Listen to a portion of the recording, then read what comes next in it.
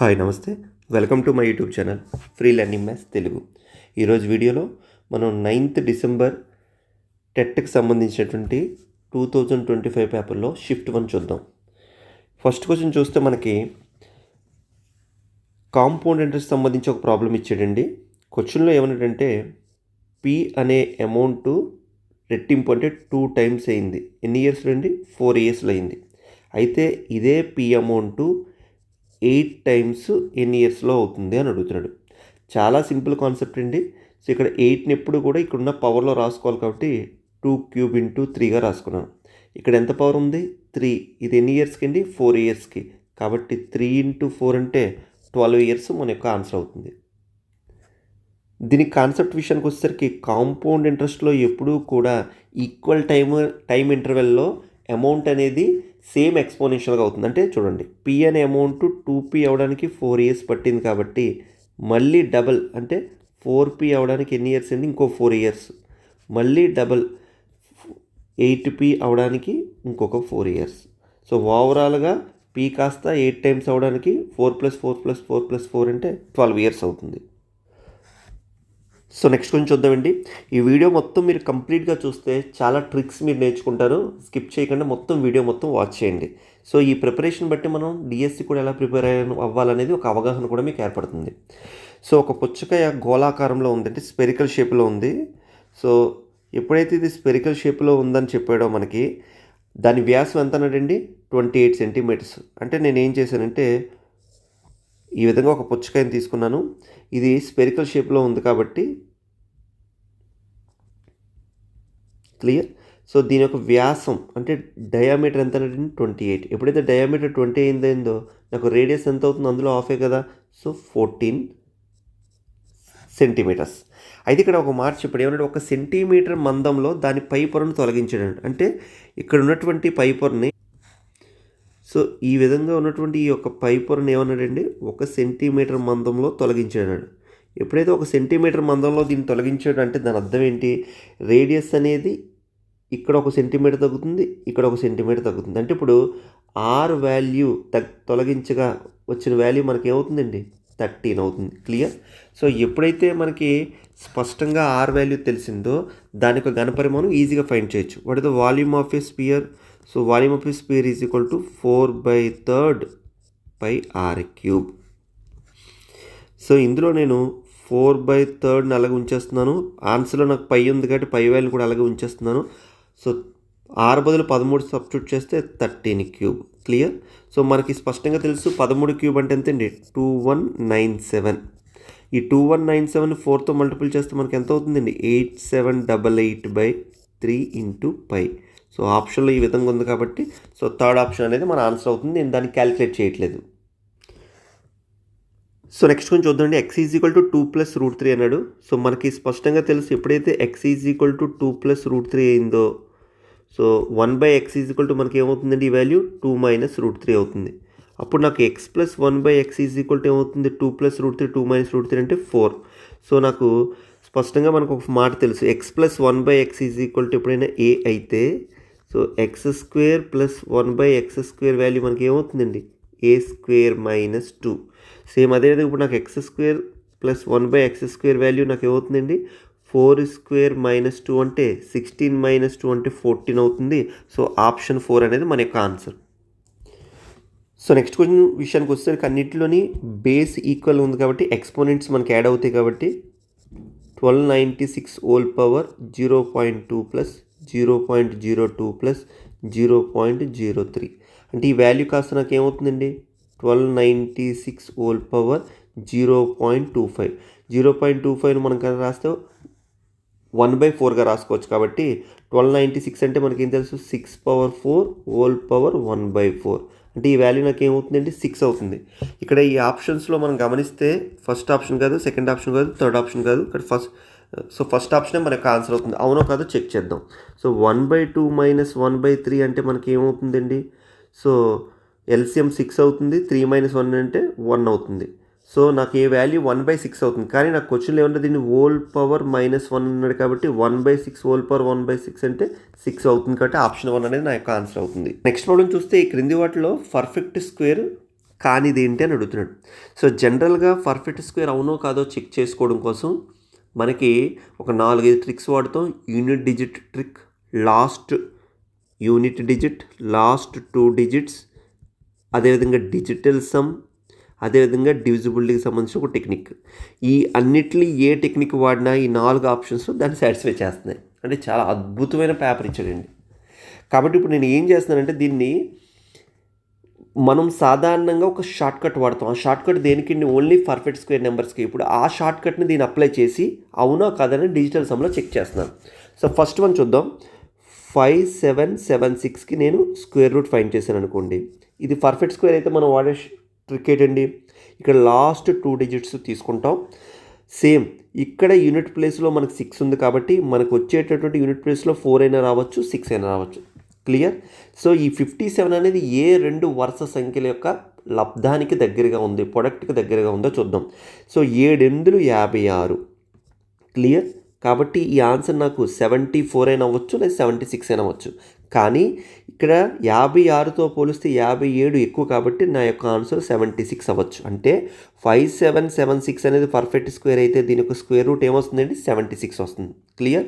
So అదేవిధంగా ఇప్పుడు ఇది అవునో కాదని డిజిటల్ సమ్తో నేను వెరిఫై చేస్తున్నాను. డిజిటల్ సమ్తో నేను వెరిఫై చేసినప్పుడు అంటే దీని అర్థం ఏంటండి? ఇది 76 × 76 లేదా 76 హోల్ స్క్వేర్ అనే కదా దాని అర్థం.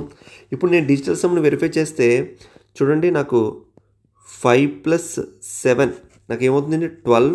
12 + 6 అంటే 18, అంటే మళ్ళీ 9 వస్తుంది కదా, దాన్ని వదిలేస్తున్నాను. సో ఓవరాల్ నా డిజిటల్ సమ్ 7 అవుతుంది. ఇప్పుడు ఇక్కడ విషయానికి వచ్చేసరికి 7 + 6 అంటే 13. 13 అంటే 4. 4 × 4 అంటే 16. So digital sum 7. రెండింటికి వెరిఫికేషన్లో ఈక్వల్ అయింది కాబట్టి ఇది పర్ఫెక్ట్ స్క్వేర్ అయ్యే అవకాశాలు ఉన్నాయి. సెకండ్ ఆప్షన్ విషయానికి వద్దాం. 2209. సేమ్ అదేవిధంగా దీనికి కూడా నేను స్క్వేర్ రూట్ ఫైండ్ చేస్తే ఇది 4 5 20, 20కి దగ్గరగా ఉంది కాబట్టి సో 40తో నా యొక్క స్క్వేర్ రూట్ అనేది స్టార్ట్ అవ్వచ్చు. ఎప్పుడైతే 9 ఉందో నాకు ఖచ్చితంగా 3 అయినా రావచ్చు, లేదా 7 అయినా రావచ్చు. సో 22 అనేది 20తో పోల్చుకుంటే పెద్దది కాబట్టి దీని యొక్క ఆన్సర్ 47 అవుతుంది. సో ఇప్పుడు నేను దీన్ని 47 × 47. క్లియర్? సో ఇప్పుడు దీని యొక్క డిజిటల్ సమ్ నాకు ఎంత అవుతుందండి? 4 అవుతుంది. మరి దీని విషయానికి వచ్చేసరికి 7 + 4 11. 11 అంటే 2. ఇది కూడా 2. 2 రెళ్ళు 4. సో ఇది కూడా డిజిటల్ సమ్ని సాటిస్ఫై చేస్తుంది. సో థర్డ్ ఆప్షన్కి వద్దాం. సో 4456 దీని యొక్క స్క్వేర్ రూట్ ఫైండ్ చేసాం అనుకోండి. సో ఎప్పుడైతే 44 మనం తీసుకున్నామో 44 అనేది ఏ 2 వరుస సంఖ్యల లబ్ధానికి దగ్గరగా ఉంటుంది? 7 6 42, 6 42. కాబట్టి నా యొక్క ఆన్సర్ 6తో స్టార్ట్ అవుతుంది. క్లియర్? సో ఎప్పుడైతే యూనిట్ ప్లేస్లో 6 ఉందో నాకు వచ్చే ఆన్సర్లు ఏం రావచ్చు? 4 అయినా 6 రావచ్చు, లేదా 6 అయినా రావచ్చు. సో 42 కన్నా 44 పెద్దది కాబట్టి 66 అవ్వచ్చు. సో ఇప్పుడు నేను దీన్ని 66 × 66గా రాసుకుంటున్నాను. ఇప్పుడు దీని యొక్క డిజిటల్ సమ్ మనం వెరిఫై చేస్తే ఏమవుతుందండి? 6 + 4 అంటే 10, అంటే 1 వస్తుంది. ఇక్కడ విషయానికి వచ్చేసరికి ఇది 12 అంటే 3. 3 3s 9. మీరు గమనించారు లేదో, డిజిటల్ సమ్లో ఇది ఏమవుతుందండి? ఫెయిల్ అవుతుంది. అంటే దాని అర్థం ఏంటి? స్క్వేర్ రూట్ ఆఫ్ 4456 అనేది నాట్ ఈక్వల్ టు 66. ఇది 66 పాయింట్ సంథింగ్ ఎంతో ఉంటుంది. Clear or not? కాబట్టి ఇచ్చిన వాటిలో ఏది పర్ఫెక్ట్ స్క్వేర్ కాదండి? థర్డ్ ఆప్షన్ అనేది మనకి పర్ఫెక్ట్ స్క్వేర్ కాదు. సో ఈ విధంగా దీన్ని ఈజీగా సాల్వ్ చేసుకోవచ్చు. లేదు డివిజన్ మెథడ్ చేసుకుంటాం సార్, లేదా ఫ్యాక్టర్ మెథడ్ చేసుకుంటాం అంటే ఇది మీ ఇష్టం. క్లియర్? కానీ మనం ఇక్కడ వాడే ఏ టెక్నిక్స్ కూడా దీనికి అప్లికబుల్ అవ్వడం లేదు, ఎందుకంటే అది అన్ని ఆప్షన్స్ని సాటిస్ఫై చేస్తుంది. సో నెక్స్ట్ కొంచెం చూస్తే ఈ క్రింది వాటిలో ఏది ఒక ఘటన యొక్క సంభావ్యతను సూచించదు? మనకి సుస్పష్టంగా తెలిసింది ప్రాబబిలిటీ వాల్యూ ఎప్పుడూ కూడా 0కి 1కి ఇన్ బిట్వీన్ ఉంటుంది, లేదా ఈక్వల్ అవుతుంది. సో ఇక్కడ కింద ఉన్న ఆప్షన్లో నెగిటివ్ ఆప్షన్ ఏముందండి? -1.5 ఉంది కాబట్టి ఇది అనేది ఎప్పటికీ కూడా ఏదైనా సంభావ్యత అనేది అవ్వదు. కాబట్టి సెకండ్ ఆప్షన్. సో నెక్స్ట్ కొంచెం చూస్తే మనం ఇక్కడ ఇచ్చినటువంటి కొన్ని అన్గ్రూప్ డేటా ఇచ్చాడు, దాని యొక్క మధ్యగతము అదేవిధంగా బహుళము కట్టి వాటి యొక్క సగటుని ఫైండ్ చేయమంటున్నాడు. సో ఇప్పుడు మనం దీని యొక్క మీడియన్ ఫైండ్ చేద్దామండి. సో మీడియన్ రాయాలంటే ఇక్కడ ఎన్ని ఉన్నాయి చూద్దాం. 1 2 3 4 5 6 7. సో ఎప్పుడైతే నాకు 7 ఉన్నాయో దీని యొక్క 4th టర్మే అంటే ఆరోహణ లేదా అవరోహణ, ఇంక్రీజింగ్ ఆర్ డిక్రీజింగ్ ఆర్డర్లో రాసాక 4th టర్మ్ అనేది మన యొక్క మీడియన్ అవుతుంది. సో ఎప్పుడైతే 4th టర్మ్ మీడియన్ అవుతుందో, సపోజ్ ఇది ఫస్ట్, ఇది సెకండ్, ఇది థర్డ్, సో ఇది 4th టర్మ్ అంటే నాకు మీడియన్ ఏమవుతుందండి? 6. అదేవిధంగా బహుళకము మోడ్ అంటే ఏదైతే ఎక్కువ సార్లు వస్తుందో అదే బహుళకం కాబట్టి కింద దాంట్లో 9 అనేది ఎక్కువ సార్లు వస్తుంది కాబట్టి దీని యొక్క బహుళకం ఏమవుతుందంటే 9. ఇప్పుడు ఈ రెండింటి యొక్క సగటు అంటే నాకు ఏమవుతుంది సమ్ బై నెంబర్ కదా, అంటే 15/2 అంటే 7.5. సో ఆప్షన్ 3 అనేది మనకు ఆన్సర్ అవుతుంది. సో నెక్స్ట్ క్వశ్చన్ విషయానికి వచ్చేసరికి ఇక్కడ మనకి ఒక రేఖాఖండం ఇవ్వడం జరిగిందండి. ఇచ్చినటువంటి రేఖాఖండంలో ఇక్కడ ఒక పాయింట్ ఏదో 3,4 ఉంది, మరొక పాయింట్ మనకి ఏమన్నాడండి -1,2 ఉంది. ఇక్కడ ఏమన్నాడు y అక్షం అన్నాడు. సో y అక్షం అంటే మనకి స్పష్టంగా తెలుసు, ఇదే కదా y అక్షం. క్లియర్? ఈ y అక్షం అనేది దీన్ని విభజించే నిష్పత్తి ఎంత అని అడుగుతుంది ఈ రేఖాఖండాన్ని. ఎప్పుడైతే y అక్షం గురించి మాట్లాడాడో అక్కడ x కోఆర్డినేట్ ఏమవుతుందండి 0 అవుతుంది. కాబట్టి నేను 0, సమ్ y కోఆర్డినేట్ ఏదో k అనుకుంటున్నాను. క్లియర్?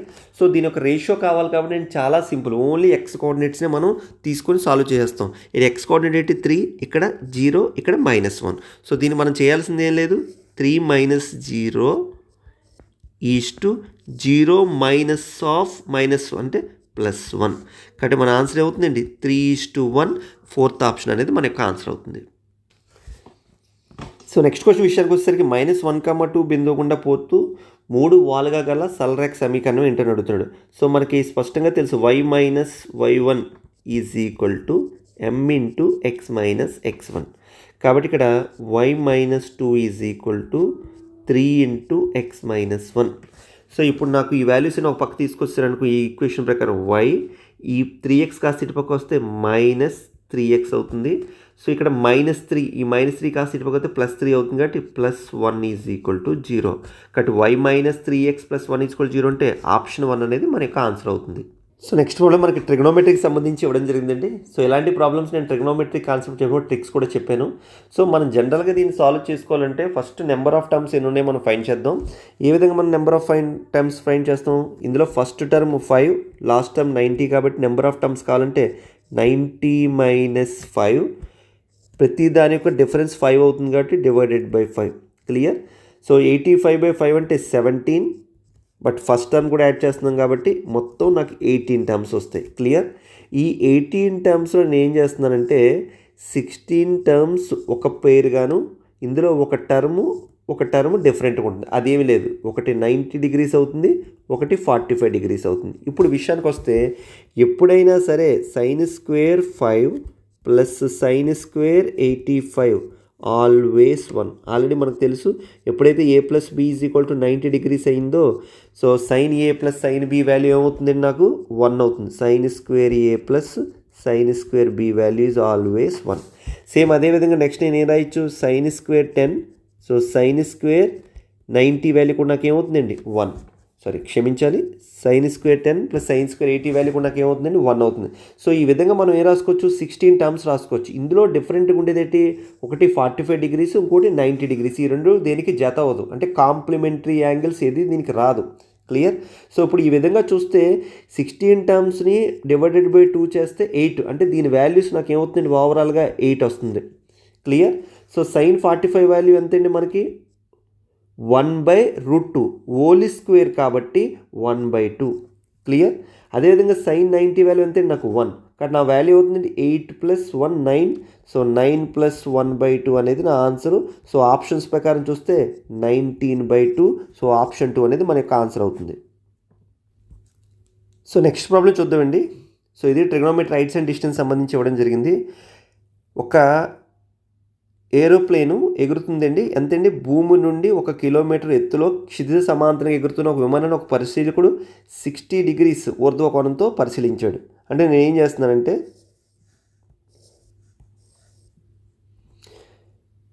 సో ఈ విధంగా ఒక ఏరోప్లేన్ అనేది ఎగరడం జరుగుతుందండి. ఇక్కడ నుంచి అతను అబ్జర్వ్ చేసిన డిగ్రీ ఎంతండి 60 degrees. భూమి నుంచి ఎంత ఎత్తులో అన్నాడు 1 కిలోమీటర్ ఎత్తులో. క్లియర్? నెక్స్ట్ ఏమన్నాడు 10 సెకండ్ల తర్వాత దాని ఊర్ధ్వకోణం 30 degreesగా మారింది. అంటే దాని అర్థం ఏంటి, అంటే ఏరోప్లేన్ అనేది ఇప్పుడు ఇక్కడి నుంచి ఇక్కడికి ట్రావెల్ చేస్తుందండి. ఇప్పుడు దీని యొక్క కోణం ఎంత అన్నాడు 30 degrees అన్నాడు. క్లియర్? సో ఇప్పుడు మనకు క్వశ్చన్ ఏమడుగుతున్నాడు, అయితే ఆ విమానం యొక్క వేగం ఎంత అని ఫైండ్ చేయమన్నాడు. సో స్పీడ్ = మన ఫార్ములా ఏంటండి distance by time. So time స్పష్టంగా చెప్పాడు ఎంతంటే 10 సెకండ్స్, కానీ కిలోమీటర్ పర్ అవర్లో మార్చుకున్నాడు కాబట్టి ఈ 10 సెకండ్స్ని నేను తర్వాత మారుస్తాను. క్లియర్? బై 10. సో మనం అవర్స్లో మార్చాలంటే డివైడెడ్ బై 60 ఇంటూ 60. కారణం ఏంటి? ఫస్ట్ మినిట్లో మార్చాలి, తర్వాత మళ్ళీ దాన్ని హవర్లో మార్చాలి. ఇప్పుడు నేను ఏం ఫైండ్ చేయాలి? డిస్టెన్స్ ఫైండ్ చేయాలి. డిస్టెన్స్ అంటే ఏరోప్లేన్ ఇక్కడి నుంచి ఇక్కడికి ట్రావెల్ చేసిన డిస్టెన్సే కదా నాకు కావాలి. అంటే ఇక్కడ ఈ లెంత్ నేను ఫైండ్ చేసుకున్నా, ఈ లెంత్ ఫైండ్ చేసుకున్నా ఒకటే వాల్యూ నాకు అవుతుంది. ఇప్పుడు నాకు ఇక్కడ నుంచి ఇది 1 కిలోమీటర్, సపోజ్ ఇది ఏ, ఇది బి, ఇది సి, ఇది డి, ఇది ఈ అనుకున్నాను అనుకోండి. ఇది 1 కిలోమీటర్ అయితే ఇది కూడా నాకు ఏమవుతుందండి? 1 కిలోమీటర్ కదా అవుతుంది. సో ఇప్పుడు ఇది ఒక లంబకోణ త్రిభుజం అవుతుంది. ఫస్ట్ మనం అబ్జర్వ్ చేస్తే ఈ కోణం ఎంత? 60 డిగ్రీస్. ఎప్పుడైతే 60 డిగ్రీస్ అయిందో tan 60 అంటే మనకేం తెలుసండి? √3. ఎప్పుడైతే ఈ వాల్యూ 1 అయిందో మనం డైరెక్ట్గా ట్రిక్కీగా వేసేస్తున్నాను ఇక నేను. క్లియర్? ఈ వాల్యూ నాకు ఏమవుతుందండి? 1/√3 కిలోమీటర్స్ అవుతుంది. సపోజ్ నెక్స్ట్ విషయానికి వచ్చేసరికి ఏమన్నాడు? ఈ యాంగిల్ విషయానికి వచ్చేసరికి tan 30 అన్నాడు. tan 30 అంటే నాకు ఎంతండి? 1/√3. ఎప్పుడైతే ఈ వాల్యూ 1 అయిందో నాకు ఈ వాల్యూ ఏమవుతుందండి? √3 అవుతుంది. సో ఇక్కడి నుంచి ఈ వాల్యూ √3 అయింది, ఈ వాల్యూ 1/√3 అయితే అప్పుడు ఈ వాల్యూ ఏమవుతుందండి? 2/√3 కిలోమీటర్స్ అవుతుంది. క్లియర్? సో నాకు ఎప్పుడైతే డిస్టెన్స్ తెలిసిందో దాన్ని తీసుకెళ్ళి అందులో సబ్స్టిట్యూట్ చేస్తున్నాను. సో దాని వాల్యూ ఏంటంటే 2/√3. లేదా దీన్నే మనం రాసుకుంటే ఏం రాసుకోవచ్చు? 2/3 ఇంటూ √3. అంటే √3 ఎట్టి పైన కింద నేను గుణించాను. సో ఇప్పుడు నేను ఈ వాల్యూ నాకు ఏంటంటే 2/3 ఇంటూ √3. √3 వాల్యూ మనకి ఎంత ఇచ్చాడండి? 1.732. క్లియర్? సో ఇప్పుడు నాకు ఇక్కడ ఏమవుతుంది? 0కి క్యాన్సిల్ అవుతుంది. ఇక్కడ 3 1లు 3 2లు క్యాన్సిల్ అవుతుంది. ఇప్పుడు ఈ ఫ్రాక్షన్ కాస్త మళ్ళీ పైకి వెళ్ళిపోతే నాకు ఏమవుతుంది? 2 2 4. సో 4 6 24 కాబట్టి 240 ఇంటూ 1.732. సో దీన్ని మల్టిపుల్ చేసుకుని నాకు ఎంత అవుతుందండి? 415.68 వస్తుంది. సో ఆప్షన్ 1 అనేది మన యొక్క ఆన్సర్ అవుతుంది. లేదా ఈ 0ని పక్కన పెడితే 4 2s ఎంతండి? 8. 8తో స్టార్ట్ అయ్యే ఆప్షన్ ఏముంది? ఒక ఫస్ట్ ఆప్షన్ ఉంది. ఆ విధంగా చూసుకొని మీ ఆన్సర్ అదే. నెక్స్ట్ క్వశ్చన్ మనకి జామెట్రీ ప్రోగ్రెషన్లో ఇచ్చాడండి. T3 T6. సో T6 అంటే మనకి ఏం తెలుసు? A into R⁵. అదేవిధంగా T3 అంటే మనకి ఏం తెలుసు? A into R². సో ఈ రెండింటిని మనం డివైడ్ చేస్తే 192/24. సో ఇక్కడ చివరికి మనకి ఏం మిగులుతుందండి? R³ మిగులుతుంది. ఇది 8 టైమ్స్ క్యాన్సిల్ అవుతుంది. అప్పుడు R నాకు ఎంత అవుతుందండి? 2. ఎప్పుడైతే నాకు R వాల్యూ తెలిసిందో దాన్ని బట్టి ఈజీగా ఏ వాల్యూ ఫైండ్ చేయొచ్చు. కాబట్టి A ఇంటూ R²లో R వాల్యూ వేస్తే 4 = 24.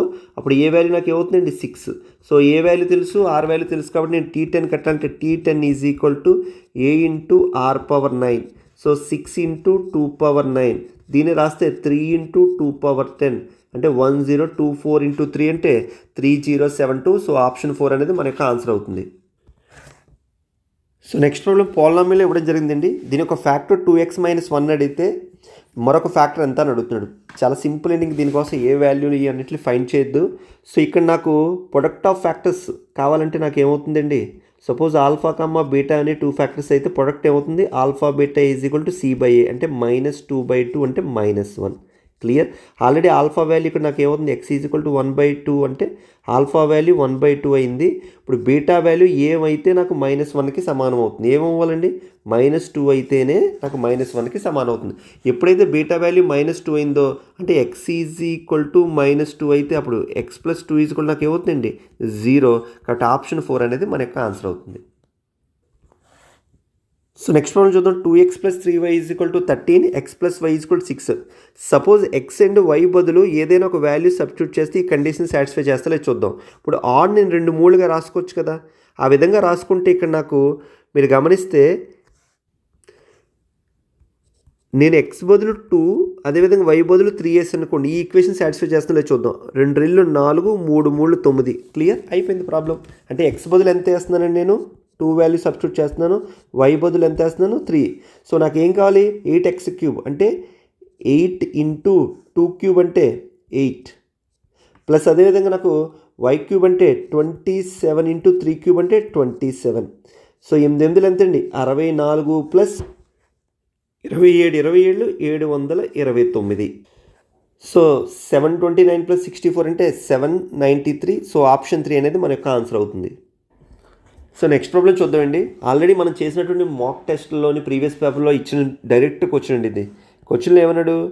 ఒక వృత్తము దాని యొక్క స్పర్శ రేఖకు మరియు స్పర్శ బిందువు వద్ద గీసిన వ్యాసార్థానికి మధ్య గల కోణం ఎంత?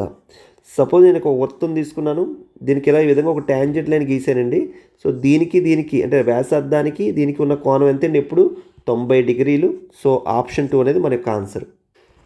సో నెక్స్ట్ కొంచెం చూద్దామండి. ఏబి ఒక రేఖాఖండము, అదేవిధంగా సిడీలు వరుసగా ఏబి మరియు సిడీలు గీసినటువంటి లంబాలు అన్నాడు.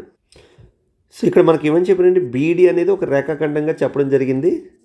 సేమ్ అదేవిధంగా ఏబి అనేది ఒక లంబం అన్నాడు, అదేవిధంగా సిడి కూడా ఒక లంబం అని చెప్పడం జరిగింది. నెక్స్ట్ ఇంకో ఏమన్నాడు? బీసీ మరియు ఏడీలను కలపగా అన్నాడు. సో ఈ విధంగా కలపడం జరిగిందండి. ఇలా కలిపితే ఏబీ లెంత్ ఎంత అన్నారండి? పి అన్నాడు. అదేవిధంగా సిడి లెంత్ ఎంత అన్నారండి? ఆర్ అన్నాడు. సో ఇక్కడ ఈ కలపగా ఏర్పడినటువంటి పాయింట్లు ఏదో పి కామా క్యూ. సో దీని లెంత్ ఎంత అని చెప్పడం జరిగిందండి? క్యూ అన్నాడు. సో ఇది మనకి డైరెక్ట్ టెక్స్ట్ బుక్ బిట్టండి. ఏంటంటే క్వశ్చన్లో మనకు అప్పుడు 1/p + 1/r = మనకి 1/q అవుతుంది. సో ఆప్షన్ 4 అనేది మన యొక్క ఆన్సర్ అవుతుంది. దీని సొల్యూషన్ కావాలంటే నేను చేస్తాను చూడండి. ఇప్పుడు సపోజ్ ఇక్కడ మనం గమనిస్తే, సపోజ్ నేను ఈ లెంత్ ఏదో ఏ అనుకున్నానండి, ఈ లెంత్ ఏదో బి అనుకున్నాను. ఇప్పుడు మనం గమనిస్తే ట్రయాంగిల్